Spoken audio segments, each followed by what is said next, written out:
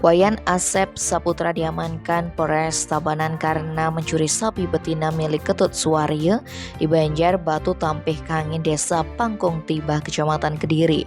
Pelaku berdalih nekat mencuri karena kebutuhan ekonomi. Kanit Reskrim Polres Tabanan Ibda Anggi Wahyu Ramadoni dalam gelar perkara Rabu 29 Juni menyebutkan Asep diamankan di rumahnya di Banjar Batu Riti Kaje, Desa Batu Riti, Kerambitan pada 17 Juni 2022. Sementara peristiwa pencurian tersebut dilakukan tersangka pada 1 Juni. Kronologinya, terang Ibda Anggi bermula ketika korban bermaksud memberi air untuk 2 ekor sapi miliknya. Sampai di kebun dia mendapati 1 sapinya hilang. Atas kejadian tersebut korban langsung melapor ke Polres Tabanan. Kemudian hasil penyelidikan polisi, pelaku mengarah ke Wayan Asep Saputra. Adapun modus operandi yang digunakan pelaku yakni dengan melepaskan tali pengikat sapi dan patok besi yang berlokasi di areal perkebunan milik korban.